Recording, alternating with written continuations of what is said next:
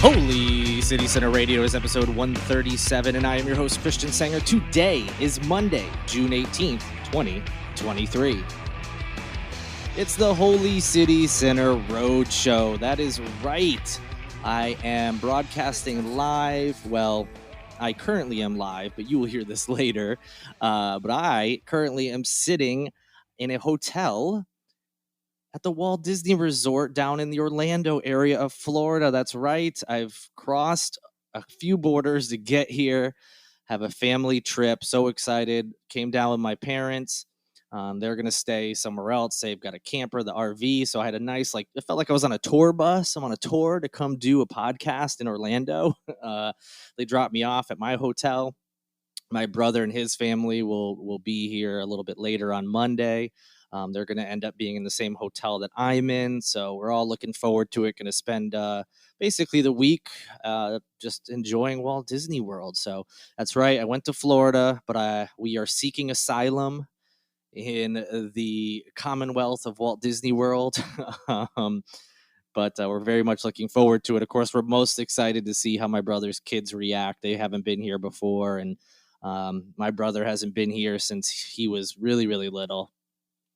So very much looking forward to seeing everyone's reactions. Hopefully the weather will cooperate, won't be too hot. There's some rain in the forecast, but you know what?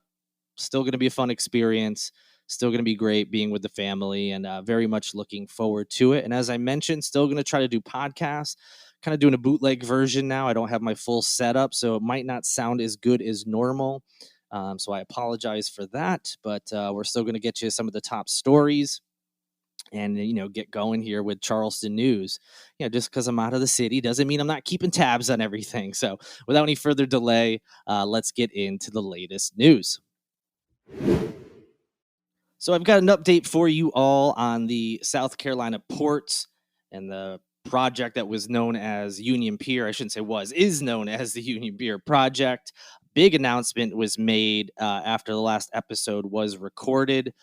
And a lot of people in town are certainly happy about this decision. So on this past Friday, South Carolina Ports Authority President and CEO Barbara Melvin announced that the SC Ports will be deferring to the City of Charleston for future development plans for Union Pier. So the pier project has been put on hold, and one of the companies that the city was working with, they've decided they are no longer working with them. And so what seemed to be a process that was going full steam ahead is going to slow down. Melvin said in part that they heard calls to slow down the process and gather even more community input. They heard the need for this process to be city-led, with third-party experts weighing in on every aspect of the proposal. Melvin went on to say, to get to the best solution, there must be a willingness to compromise, and that's exactly what we have done here today with plans for Union Pier. According to the South Carolina Ports, the Joseph P. Riley Jr. Center for Livable Communities at the College of Charleston will help guide and vet the plans, while the National Trust for Historic Preservation will also reportedly be engaged in the process. Several leaders in town, including some folks running for mayor, put out statements all basically applauding this decision. For the most part, it seems, I don't think I've seen anybody in town. I'm sure there is, but, just talking about in my own little bubble, social media and all that, haven't seen anybody who is disappointed in this. It seems everyone would prefer that they slow down the process and get it right instead of getting it done quickly. So that's where we're at right now. It has been postponed, and with no definitive dates that have been announced yet for the next steps in the process. But that is the latest on the Union Pier project. Next up, South Carolina students who have unpaid school lunch debt will be protected from the so-called lunch shaming under the final state budget proposal that was approved by lawmakers this past Wednesday. A ban on the practice was included in a proviso or a one-year law that was attached to the budget.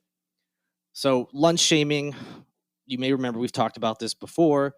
What happens is students with lunch debt will typically receive an alternative school meal, such as a cheese sandwich and a piece of fruit, which sounds like the Fire Festival meal that people got.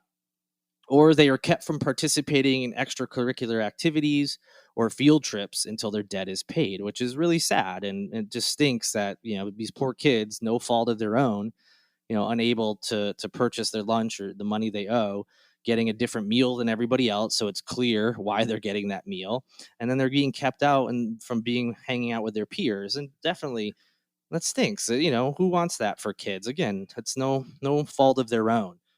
So, Wholespire, which is a nonprofit that pushes for equitable access to healthy food, says that nearly a quarter of the 40 school districts that responded to a survey in South Carolina had some form of lunch shaming.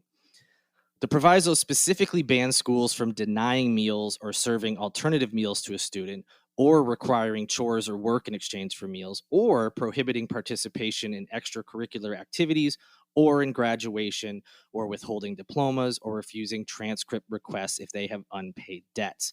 So no longer will schools have to do chores in exchange for, not schools, students rather, have to do chores for the school in exchange for their lunch, or again, have an alternative meal so everybody in the school knows, oh, they couldn't afford their lunch today or they have a lunch debt, or prohibiting them from doing stuff with their peers. So definitely a good move in the state, something that we don't get to say a lot, as you know.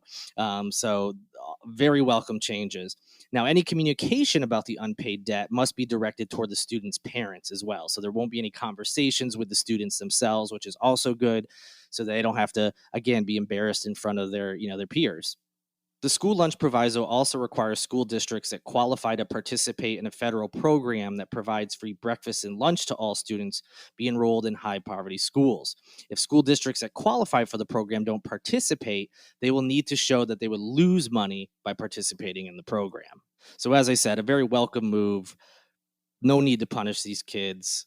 No fault of their own. No need to embarrass them in front of, their friends and their fellow students. Just a very good move by the state. I'm very happy to see that this went through. Next up, a story that seems to have split the city, as far as some extremely excited and others just already beside themselves that this new project is coming to Charleston. The London-based Soho House announced last week that it'll open one of its private membership clubs on East Bay Street in 2024. In addition to this Charleston announcement, Soho House, by the way, just also said it'll be expanding to Mexico City and Portland this year. So they're continuing their expansion. So Soho House, for those who don't know, kind of what I just said at the intro, it started in London. It's a private membership club. They've expanded all around the globe. They're in many different countries. There are several now here in the United States. I think the closest one may be in Austin, if I remember correctly, or not Austin, Texas. I'm so sorry. There is one in Austin, but I think the closest one to us may be Miami, Florida. But there are several around the country, and they have all sorts of different things. They have bars, they have restaurants, there's chances for you to network. They sometimes host events. Most of them have pools and stuff like that. So think the Wanderer, which is downtown right now, but much bigger. And instead of a local one-off like the Wanderer is currently, this is a big company. So where are they going to open? They plan to open on East Bay Street in the former Wegner building, which is a Victorian-era 3-story venue that was previously home to Lagunitas Brewing. Many people don't remember that because it was such a short stay for them, because the building was essentially condemned because it was not structurally sound. They got out of there. Prior to them, though, there's a longtime tenant by the name of South End Brewery and Smokehouse, which I had been to a handful of times, especially when I first moved here. I'm sure many of you went to it as well.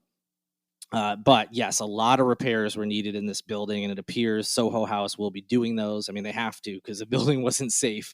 In addition to that, they're going to just reimagine the entire space inside, and eventually they will have a ground floor restaurant that'll be open to the public, so you don't have to be a member. You can enjoy the restaurant on the first floor no matter what, but then they will have 2 floors of members-only space, including a rooftop bar and a dining area that will have views of the Holy City. Hard to argue that the views up there and the property is probably going to look amazing. I don't think people have problems with that, or have problems with a vacant building being fixed and having something move in. But a lot of people a little rubbing in the wrong way about a whole private membership club, which I certainly can understand that. Membership applications for those on the other side who really want to have a membership, they are now open they have multiple tiers. So although you can't officially sign up for a Charleston membership, if you're interested, you can sign up for what's called Soho House's Cities Without Houses program, which allows you to visit any Soho house. And yes, there's a fee that you have to pay, and those are all listed on the website. So there's all sorts of different memberships. Once the Charleston house is open, you can have a membership just for that. Or, like I said, you can do one where you have access to any Soho house, which is great for people who travel, especially to places like New York City and LA that have these Soho houses in their cities. But again, if you just want to get a head start, you can apply for the Cities Without Houses program and see what prices you'll be looking at or get a general idea of what will happen when it opens. You can learn more about this whole thing at sohohouse.com. And lastly, this story has nothing to do with Charleston, but just something I wanted to talk about. I mentioned on a previous podcast, I have like an obsession of sorts with Watergate and all the people involved with it. And I like history, especially around politics and massive events that shaped our country. And we lost someone last week who not many people know the story of, but is an extremely important figure in our history. That is Daniel Ellsberg.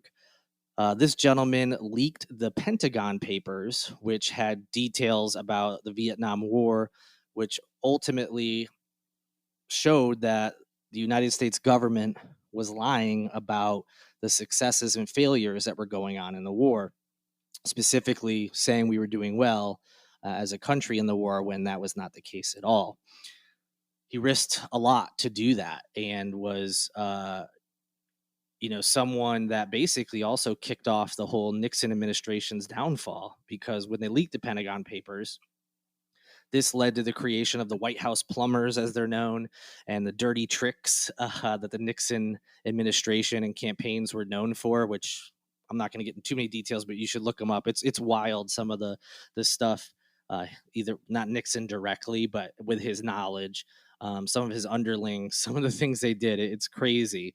And they wanted to discredit Ellsberg when the Pentagon Papers were being released to newspapers, including the Washington Post. You may have seen that movie from a couple years ago called The Post, which was a really good movie. And there is a character in there of Daniel Ellsberg. So I definitely recommend you all check it out if you haven't. It gives you a good idea of, it's more so from the Post's perspective and them deciding if they should publish these papers and the details inside.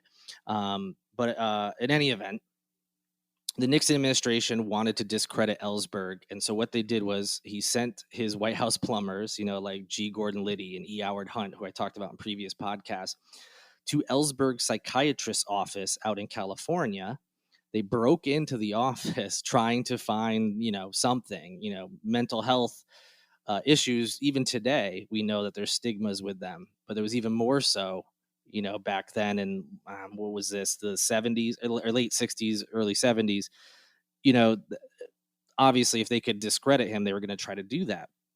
So they ruffled through the office. They tried to find something and really didn't get anything out of it. Eventually, those same plumbers participated in the Watergate break-in, and I'm sure more of you are, if you're not familiar with the Pentagon Papers or the break-in at Ellsberg's psychiatrist's office, you're very much familiar with the Watergate break-in. And so something I've always found fascinating, the psychiatrist had a filing cabinet in his office, and the so-called plumbers went in there with a crowbar trying to get in there to get the records and heavily damaged the filing cabinet. That filing cabinet is now currently on display in a museum in DC, the American History Museum, one of the Smithsonian's. So you can actually go in there and see the filing cabinet that was in that psychiatrist's office when the plumbers broke in to try to find Ellsberg's records. So just a wild story. But yeah, Daniel Ellsberg, just one of the most important people in our history, I would say, and however you feel about the leaking of those papers, because it did include, secrets and things like that, but really turned the tide and turned the public against the war that was failing when they were told for so long that it wasn't. So in any event, I wanted to share that news because of my affinity for history, DC history, political history, and everything surrounding the Watergate scandal, even though, again, this was kind of a precursor to it. But really interesting. Like I said, go watch The Post if you haven't seen it. Go watch All the President's Men if you haven't seen it, which, again, both of those movies deal more with the newspapers role in both scandals, but still gives you, especially the Post, gives you a little bit of background on Ellsberg. But yes, he did pass away last week at the age of 92. And just a really fascinating guy who partook in a really fascinating part of our history, and just wanted to share that with you all. And with that, that'll end this episode of Holy City Center Radio on the road in Orlando, Florida at the Walt Disney World. So excited to be here. I'll check in again on Wednesday.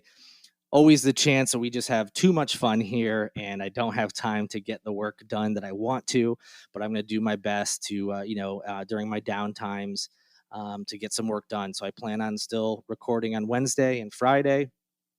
But if there's any changes to that, I'll be sure to post on social media. Also, I hope you all had a great weekend. I know it was a tough weekend in Charleston as far as, the anniversaries that we had on Saturday and Sunday. The Mother Emanuel Church shooting anniversary was Saturday, and the Sofa Superstore fire anniversary was Sunday. So tough weekend. Hopefully you kept those folks in your thoughts and their family and friends, which must have been a very tough weekend for them all and just for the city in general. But yeah, despite that, I hope you're able to have a good time with family, friends, get out there and enjoy it. And I hope you have a very good week. And like I said, I can't wait to talk to you all again. Thank you to Cole Collins for what I hope is not too difficult of a task of editing this podcast. I have no idea. I don't have headphones on. I really can't see levels on my computer. I don't know how bad or great this podcast is. So big thank you to Cole Collins with LMC Sound System for editing this. And also thank you to Tyler Boone, whose music you hear in each and every episode. And again, thank you to all of you. If you have a moment, please rate and review this podcast. If this episode doesn't sound particularly well, just think back to when it sounds great, when I have all my equipment. But any help you can provide, I appreciate. You can also go to holycitycenter.com/shop to pick up merchandise, or go to patreon.com/holycitycenter to sign up for one of those tiers. Until Wednesday, I hope you have a great week. I will check in again with you all from Orlando in just a few days. Until then, good night and good luck.